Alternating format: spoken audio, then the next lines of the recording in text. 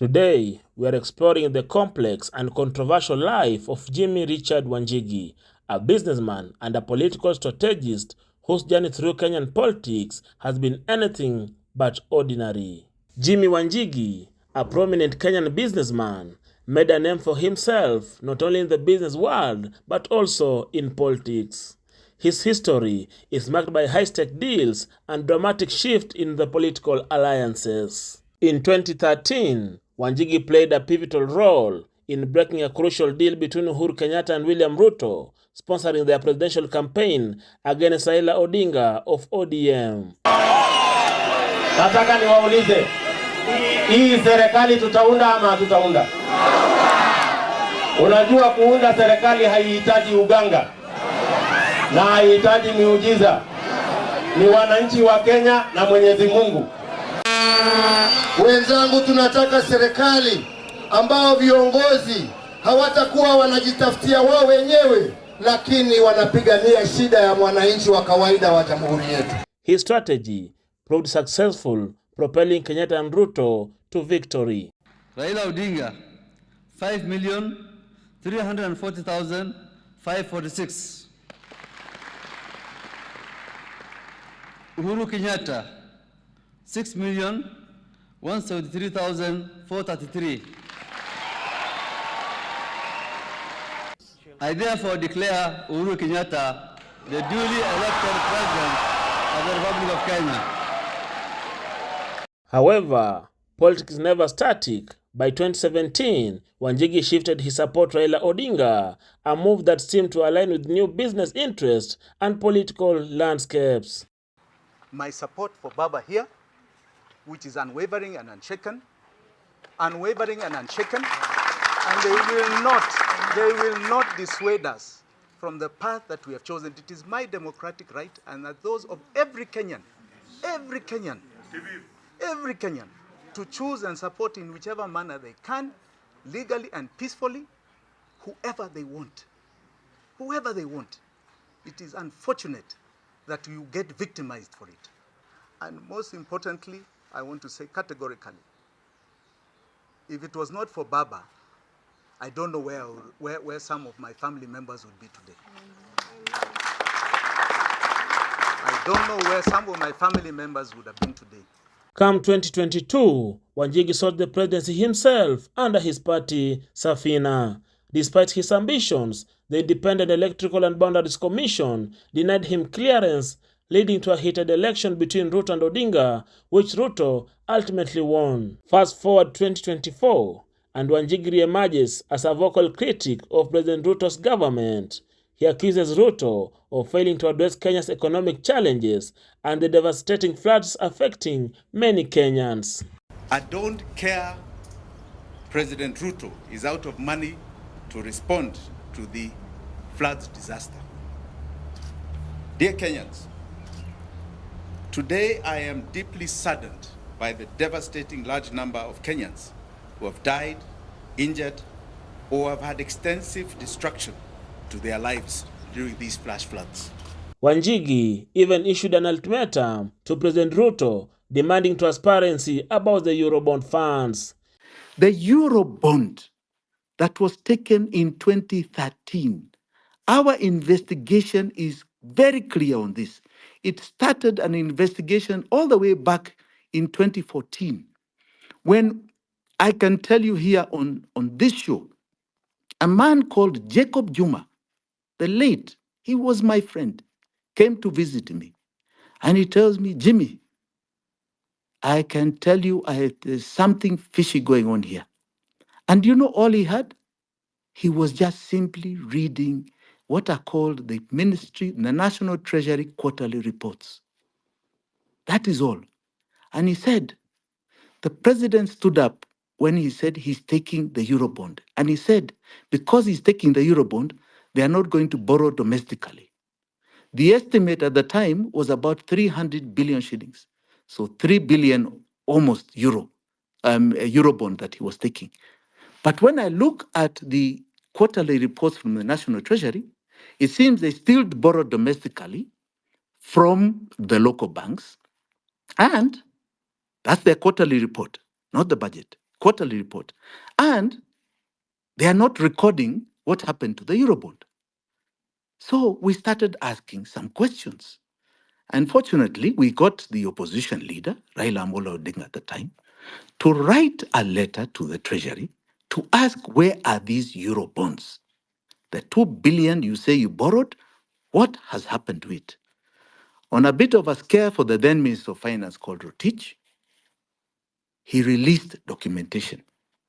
And he showed the following, that $1 billion, they went out into the market and they managed to get $2 billion early 2014. In fact, by May 2014.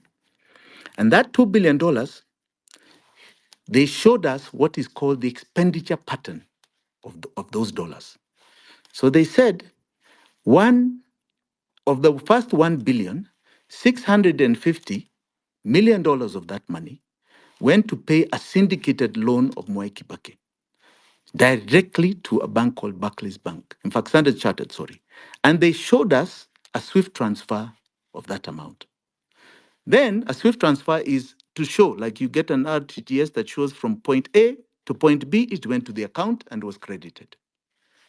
Then they showed us that 350 balance of that first $1 billion, it went directly to the consolidated fund, exchequer account 00010,03987.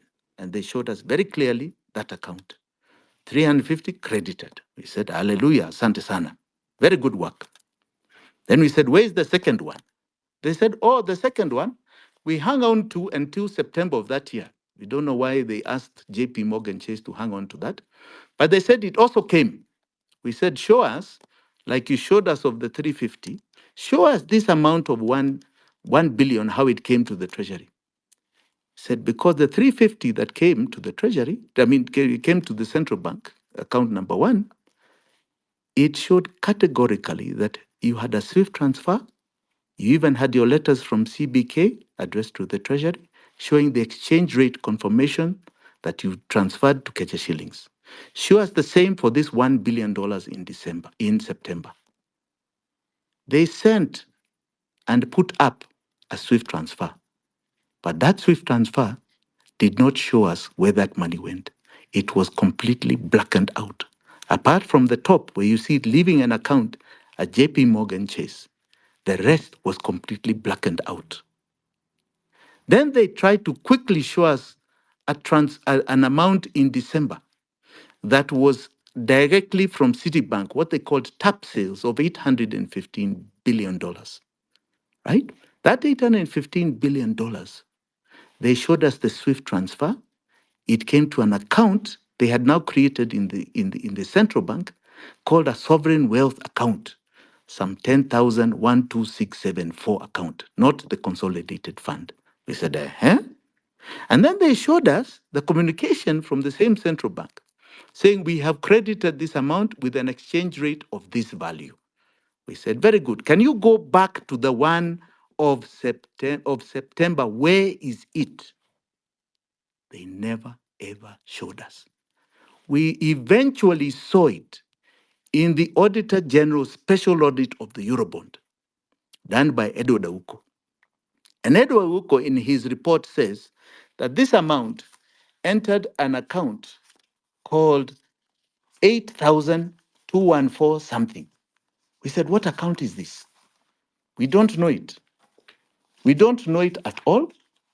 What is this account? We never got a further explanation. But nobody dared to present even one iota of that SWIFT transfer like they had done for the others. Even the letter exchanging the amount from dollars to Kenya shillings, central bank saying this is the exchange value amount, they didn't show us. What we know is that that money, nobody has provided evidence that it entered this country. Now, the Auditor General in his report further goes to say that all these amounts cannot be attached to not even one project. And actually, even in his conclusion, says that when he asked the Treasury, what were these monies so-called used for? The Treasury says that these man's funds are fungible. In other words, they're interchangeable. They can do what they want with them. In other words, they admitted they are breaking the law. That is just one Eurobond of $2 billion. One did not come here. They subsequently took another 5. Please take note. They subsequently took another 7 in syndicated loans. We cannot find anywhere in our budget and in our books.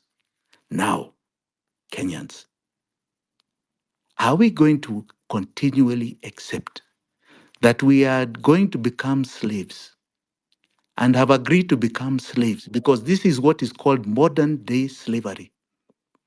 Now, and for generations to come, the perpetuating our poverty and our slavery. In the old days, slavery was something that was done with chains put to our hands and our feet. That is what is happening here with this debt. Debt has now been used by our own oligarchs, our own people in power, and of course, in collaboration with others outside this land. Others outside this land who know what is going on, who know the illegalities of what has been perpetuated, to ensure that we are slaves to them in perpetuity. You can complain about the finance bill today or tomorrow, which are tax raising measures, but we are going down so fast as a nation. The poverty rates are increasing by the day because of one item.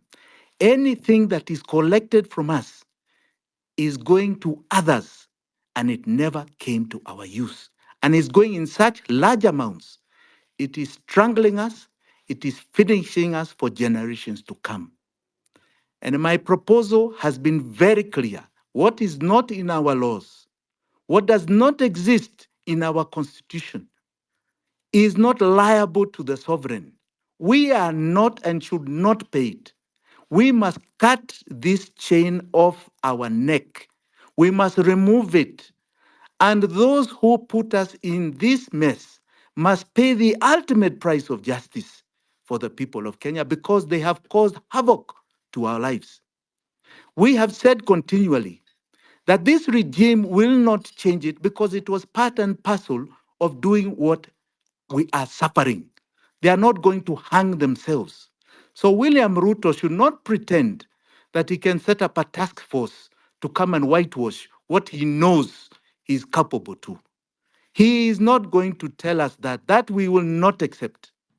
This is a fraud of monumental proportions. We are unlike other countries that have had to shut down because of debt.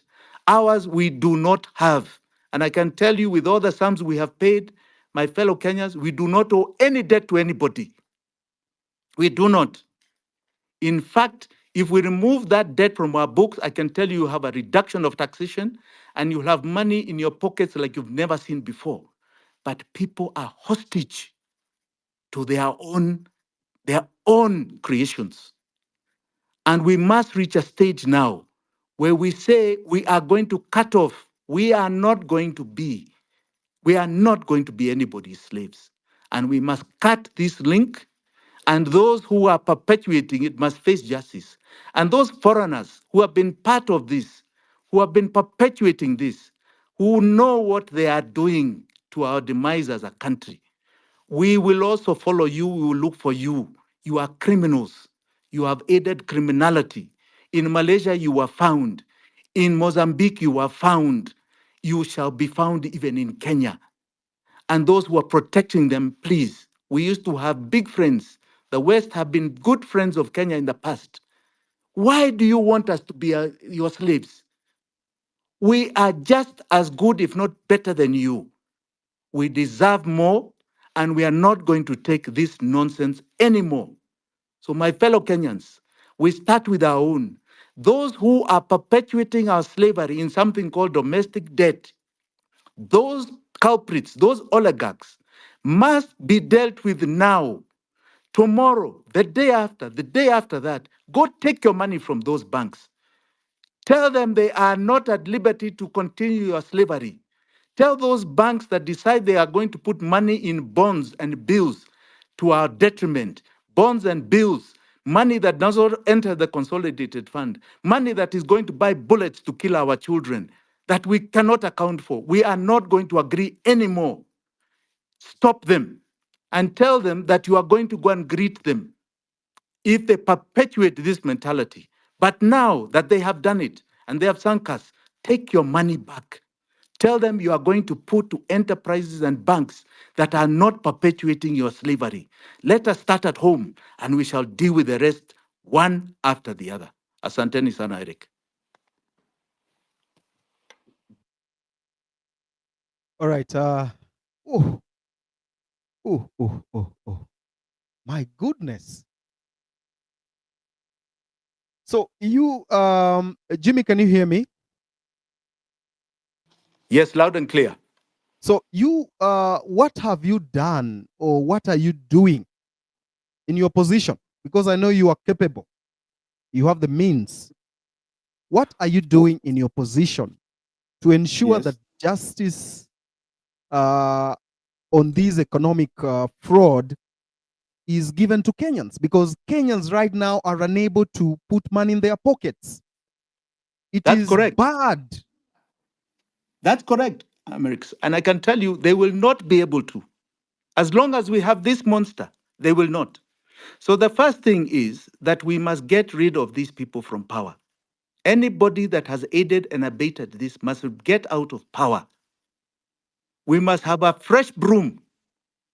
They must be removed from power because they will never accept to cut off this chain. They were part of creating it. So we must get power. That is number one. And this revolution, I want to congratulate this revolution. This is the only way. I want to congratulate those who are doing it. I want to say categorically here, I condole with the soldiers, the fallen soldiers of this revolution. And you shall one day receive commendations from a government that understands that you are heroes of this republic. We must cut off this chain, and it comes by cutting off these people in power. They must exit power. That is number one. In our own way, we have educated people. There are people who are taking up cases in courts abroad, because there's no point of trying to do it here. We have seen our courts do amazing things that you wonder what law they follow. There are people who are taking up cases in Paris and in London, right, for various aspects of this debt. Human rights lawyers who are doing so out of their own volition pro bono. But this is not about one or two items. It is not about others saving us. It is not about just Jimmy Wanjigi. It is about us collectively saying it is to our demise to continue this. It must be all of us saying we are not going to agree. We are not going to agree that our children were born to be slaves and their children to be even worse slaves than they were. We must say no, and we must collectively come together and agree that that can only come with a dynamic shift that we are seeing today. This is a moment that is earth-shaking for this republic. We use it and do it properly. We will never be chained. We will see greatness in this nation, and you see us stretch this wave beyond the borders of this land. And you shall see somebody called the Great Kenyan that will be more dominant than you're seeing those Western nations.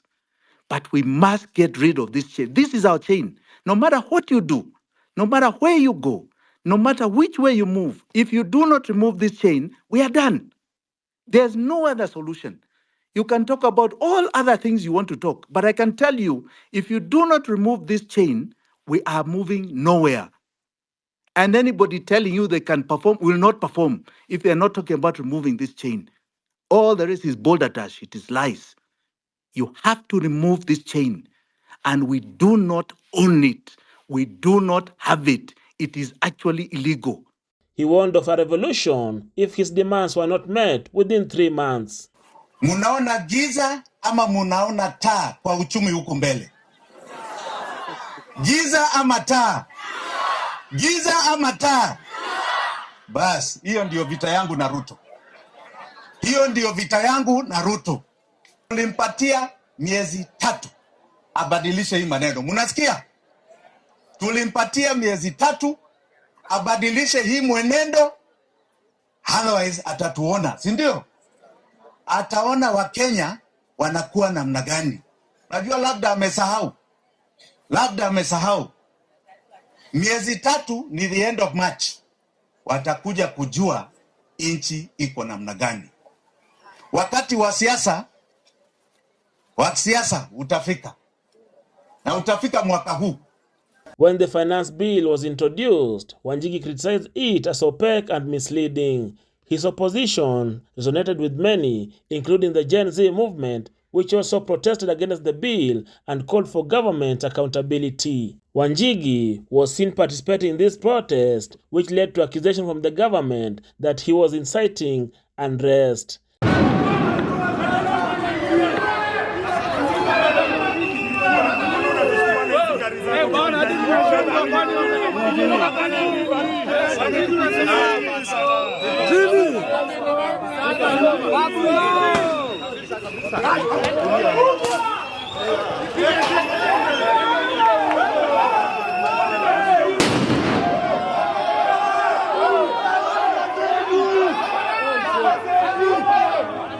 His involvement prompted a police search at his home and led to a dramatic standoff. On that day of protest, Wanjigi disappeared into hiding, leading to a police raid and confiscation of items from his home. Wanjigi's lawyer claimed that some items were planted by the police. They have already planted items in that motor vehicle, and we've captured it on CCTV. It is there. People who are with police officers planting items on that motor vehicle. That does not belong to Mr. Wanjigi. Those things don't belong to Mr. Wanjigi. Those are plants. They have always been doing this from before. Every time a government is failing and is losing favor with the people of Kenya, they have discovered that number 44 residence is an easier place to come to seek solace. They will not get it here this time. Despite the intense scrutiny and legal challenges, Wanjigi has continued to advocate for greater accountability and a better economy for Kenyans. He remains a polarizing figure in the ongoing political landscape. Felix Wandera, Newstime TV.